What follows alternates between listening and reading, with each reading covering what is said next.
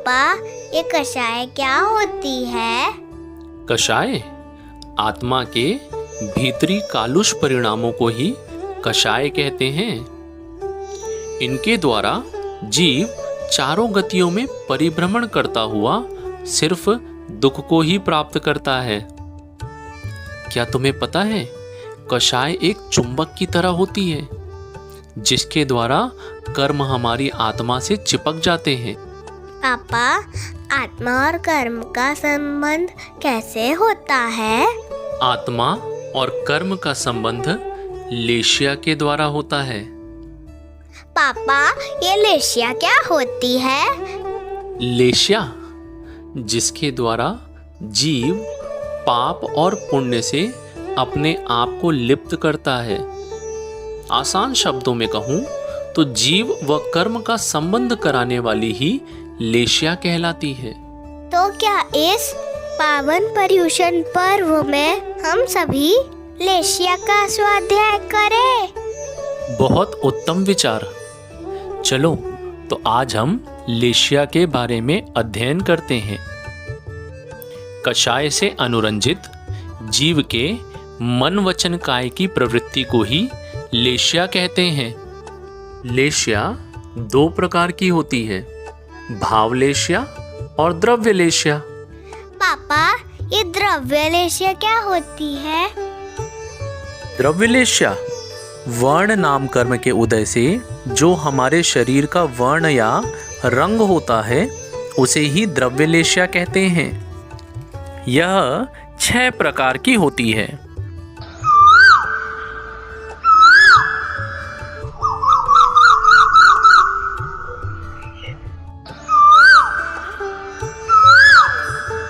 कृष्ण द्रव्य लेशिया जिसके कारण शरीर का रंग भौरे के समान काला होता है।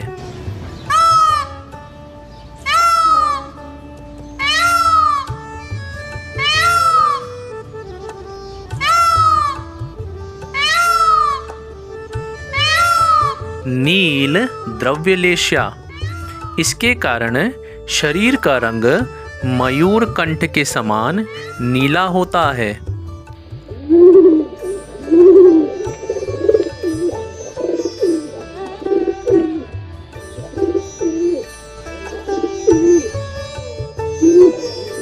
कापोत द्रव्य लेशिया इसके कारण कबूतर के समान कापोत रंग का शरीर होता है।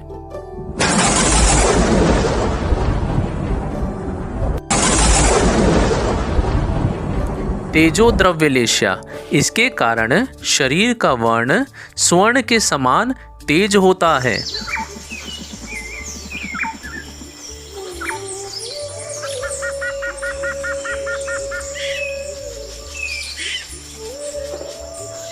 पद्म द्रव्य लेशिया इसके कारण शरीर का रंग कमल के समान लाल होता है।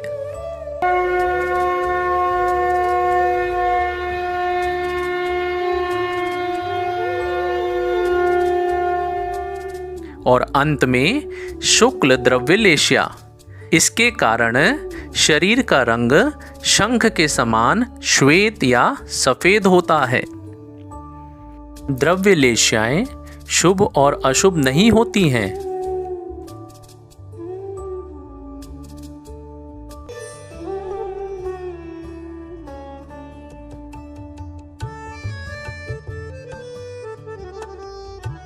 पापा, ये भावलेशिया क्या होती है?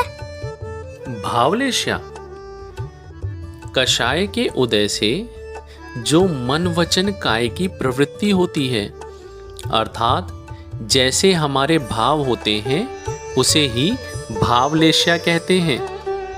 अन्य शब्दों में कहें तो मोहिनी कर्म के उदय, क्षयोपशम, उपशम अथवा क्षय से उत्पन्न हुआ जीव का स्पंदन यही भावलेशिया है।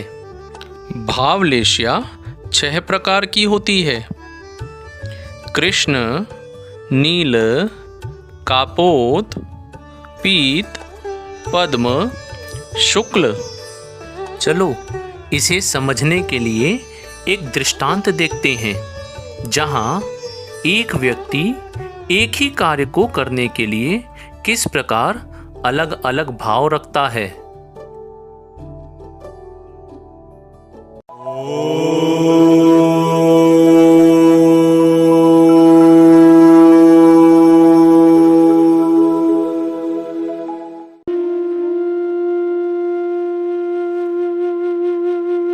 हे प्रभु, 2 दिनों से मैंने कुछ खाया ही नहीं है। बहुत भूख लग रही है। क्या करूं? अरे, यह सामने क्या है? यह तो एक आम का वृक्ष दिख रहा है।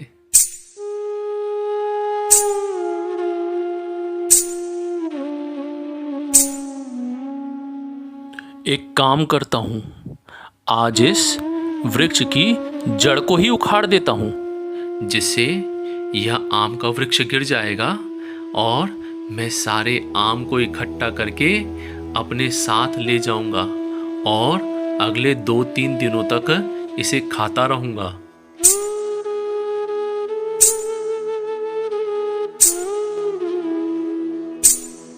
आम खाने के लिए मुझे जड़ काटने की जरूरत नहीं है। एक काम करता हूं, मैं इसकी बड़ी बड़ी शाखाओं को ही बस काट देता हूं, जिससे मुझे बहुत सारे आम मिल जाएंगे और मैं उन्हें लेके चला जाऊंगा।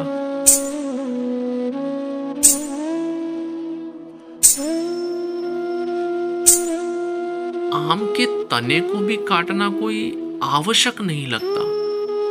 एक काम करता हूं, छोटी छोटी टहनियों को ही काट लेता हूं, जिससे आम मिल जाएंगे और इस वृक्ष को ज्यादा नुकसान भी नहीं होगा।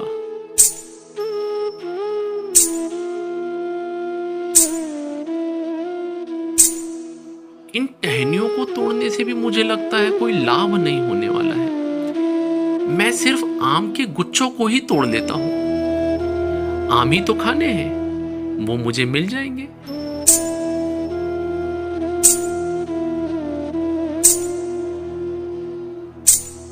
मुझे लगता है इन गुच्छों का भी कोई प्रयोजन नहीं है। केवल पके हुए आम को ही तोड़ लेता हूं। इन गुच्छों में तो कच्चे आम भी हैं, उनसे मुझे क्या।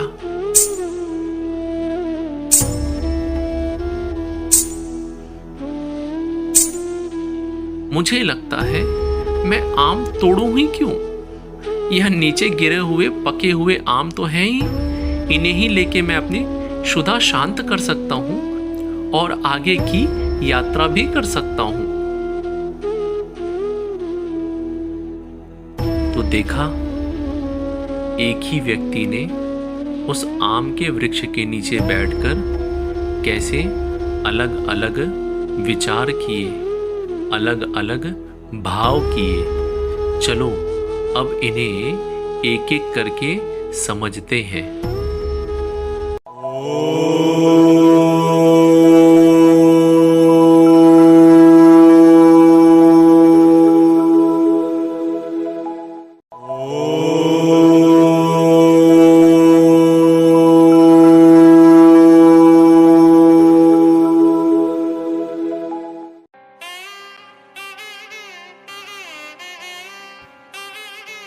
मैं तीव्रतम प्रभाव वाली अत्यंत कालुष कृष्णलेशिया हूँ।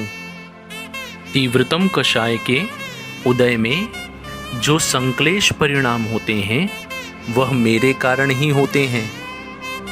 मेरे कुछ लक्षण हैं: बहुत अधिक क्रोध करना, पैर को ना छोड़ना, सदैव लड़ने का स्वभाव होना, दुष्ट होना, दया अहिंसा धर्म से रहित होना,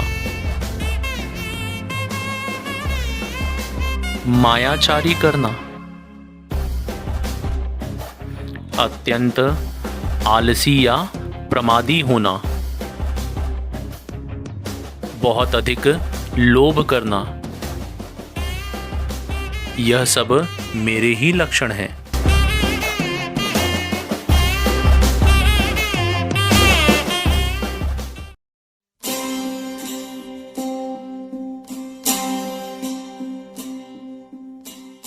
मैं कृष्ण लेशिया से थोड़ी कम तीव्रतर प्रभाव वाली नीलकंठ समान नील लेशिया हूं।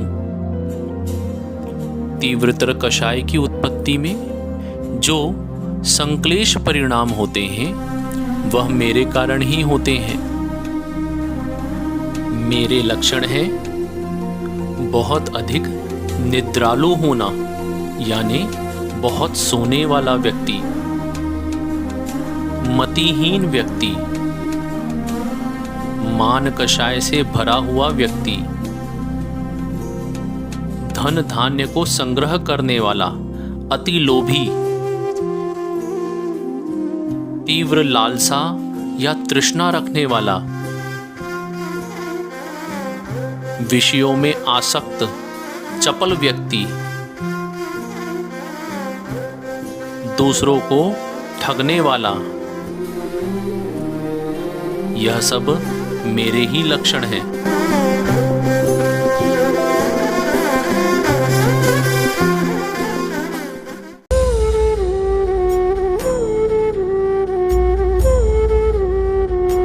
मैं नील लेशिया से कम तीव्र प्रभाव वाली कबूतर के समान कापोत लेशिया हूं। तीव्र कषाय की उत्पत्ति से संक्लेश परिणाम मेरे ही कारण होते हैं। मेरे लक्षण हैं दूसरों पर रोष करना, दूसरों की निंदा करना, शोक बाहुल होना अर्थात बहुत ज्यादा दुखी होना, भय बाहुल होना अर्थात बहुत ज्यादा डरपोक होना, ईर्ष्या करना, विभिन्न प्रकार से अपनी ही प्रशंसा करवाना, रण में मरने का इच्छुक होना, यह सब मेरे ही लक्षण हैं।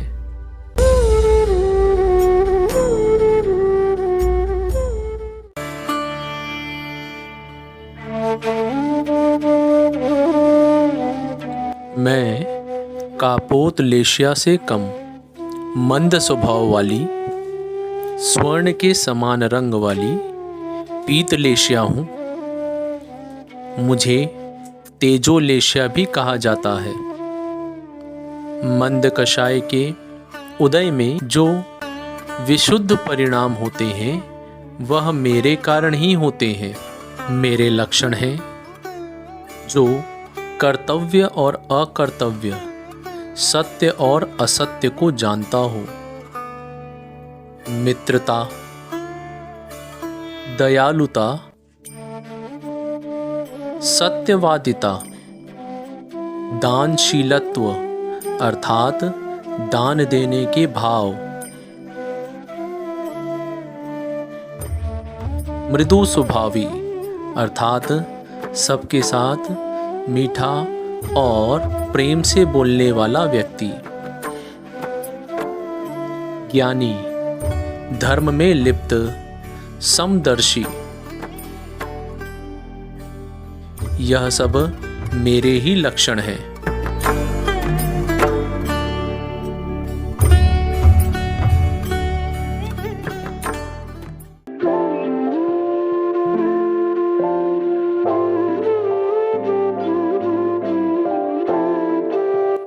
मैं पीत लेशिया से अधिक मंदतर स्वभाव वाली लाल कमल के समान पद्म लेशिया हूँ। मंदतर कषाय की उत्पत्ति में जो भाव प्राणियों के होते हैं वह मेरा ही लक्षण है। मेरे अन्य लक्षण हैं वह जो त्यागी व्रती होता है, भद्र परिणामी होता है, सब पर दया रखने वाला, वह जो क्रोध ना करे, क्षमावान हो, जो सच्चा हो, साधुजनों के गुणों की पूजन में निरत रहने वाला, गुरु देव पूजन आदि में रुचि रखने वाला, धर्म ध्यान करने वाला, त्याग दान आदि करने वाला, यह सब मेरे ही स्वभाव है।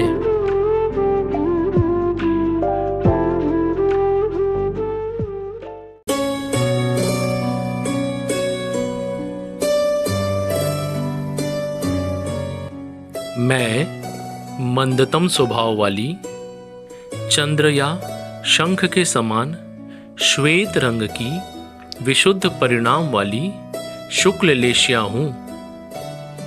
मंदतम कषाय के उदय में जो विशुद्ध परिणाम होते हैं वह मेरा ही लक्षण है। मेरे अन्य लक्षण है वह व्यक्ति जो पक्षपात ना करे, जो निदान पूर्वक तप ना करे, अर्थात किसी इच्छा से रहित निस्वार्थ भाव से तप करे, जो सब पर समान व्यवहार रखे, जिसे राग द्वेष मोह माया स्नेह आदि ना हो, जो वीतरागता रखता हो, शत्रु के दोषों पर दृष्टि नहीं डालता, वह किसी की निंदा नहीं करता, पाप कार्यों में उदासीन रहता है, सिर्फ शुभ कार्यों में ही मन लगाता है। यह सभी मेरे लक्षण होते हैं।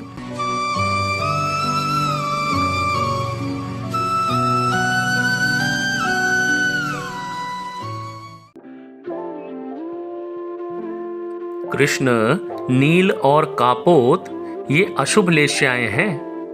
यह पहले से चौथे गुण स्थान में पाई जाती हैं। पीत, पद्म और शुक्ल यह शुभ लेश्याएं हैं।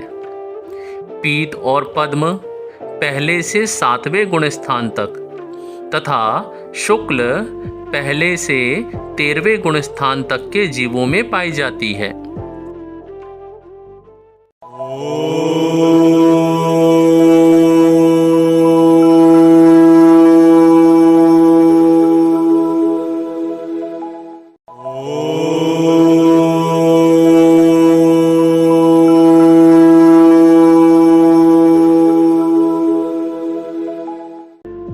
चलिए अब हम चारों गति का भ्रमण करते हैं और देखते हैं किस गति में जीवों की कौन सी लेश्याएं होती हैं।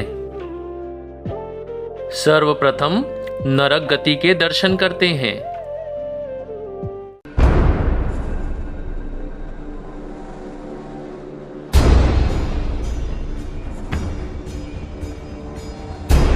नरक में 7 पृथ्वियां पाई जाती हैं, जहां हम 3 अशुभ लेश्याएं ही होती हैं। पहली, दूसरी और तीसरी पृथ्वी पर मैं कापोत लेश्या पाई जाती हूँ, जिसके कारण यहाँ के जीवों में संक्लेश परिणाम होते हैं जो तीव्र होते हैं। तीसरी, चौथी और 5वीं पृथ्वी पर मैं नील लेश्या पाई जाती हूँ, जिसके कारण तीव्रतर संक्लेश परिणाम होते हैं। 5वीं, 6वीं और 7वीं पृथ्वी पर मैं कृष्ण लेश्या पाई जाती हूँ, जिसके कारण तीव्रतम संक्लेश परिणाम होते हैं और जीव अत्यंत दुख को भोगते हैं।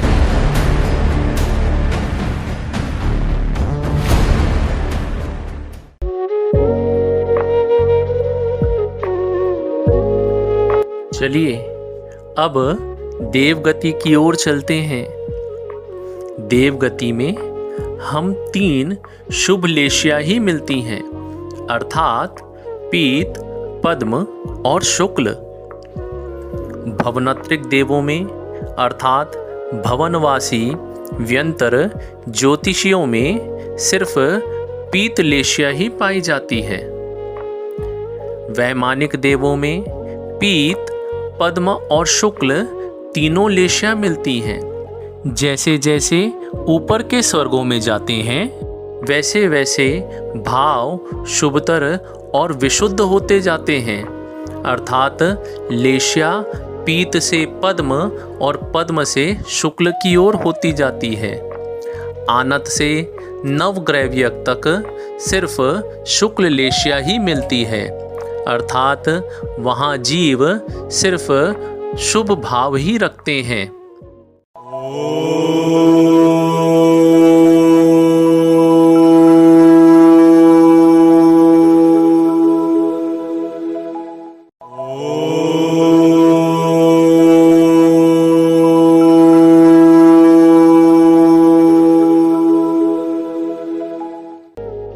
चलिए अब चलते हैं मनुष्य और तिर्यंच गति में। एक इंद्रिय से लेकर असंगी पंचेंद्रियों में सिर्फ 3 अशुभ लेश्याएं ही पाई जाती हैं। अर्थात कृष्ण, नील और कापोत ही पाई जाती हैं। मनुष्य और संगी पंचेंद्रियों में हम सभी पाई जाती हैं। हमारे कारण ही यहाँ पर संक्लेशित परिणाम से लेकर विशुद्ध परिणाम तक देखने को मिलते हैं।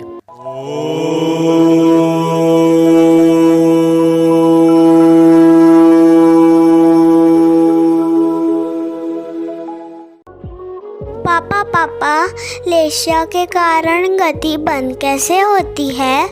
लेश्या के 26 अंशों में मध्य के 8 में ही आयु बंध होता है। आयु बंध के समय यदि लेश्याएं शुभ होती हैं तो देव गति या मनुष्य गति का बंध होता है। अशुभ लेश्याओं में तिर्यंच और नरक गति का बंध होता है। मरण समय यदि लेश्याएं शुभ होती हैं तो जहाँ भी जाते हैं सुख ही मिलता है। अशुभ लेश्या के साथ मरण होने पर सदैव कठिनाई ही मिलती है। सम्यक दर्शन भी छूट जाता है।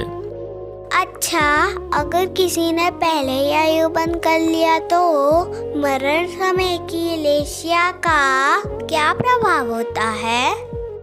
मरण समय भावों का बहुत महत्व होता है। इसे समझने के लिए चलो इस व्यक्ति को देखते हैं जिसने आयु बंध के समय देवायु का बंध किया है। अब मृत्यु के समय यदि यह अशुभ लेश्याओं से मरता है तो निश्चित ही यह देव तो बनेगा, किंतु भवनत्रिक देव ही बनेगा, क्योंकि इसका सम्यक दर्शन छूट चुका है। किंतु यदि यह शुभ लेश्याओं से मरण करता है तो निश्चित ही यह वैमानिक देव बनेगा। वहाँ यदि सम्यक दर्शन छूट भी जाता है तो उसे प्राप्त करने के लिए योग्य सामग्री सदैव उपलब्ध रहती है।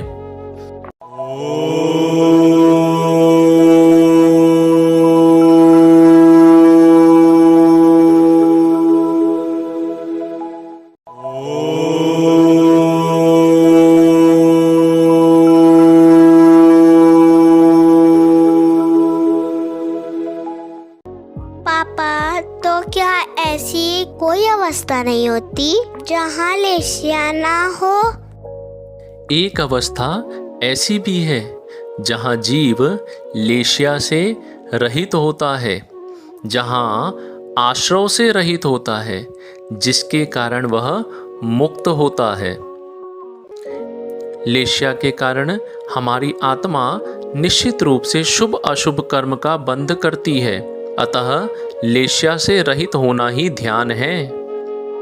उस ध्यान के द्वारा आत्मा का कल्याण होता है, जिसे अलेश्या परक ध्यान कहते हैं। 13वें गुण स्थानवर्ती मुनि महाराज के लिए भी यह आराधनीय है। वे भी इसकी प्रतीक्षा करते हैं।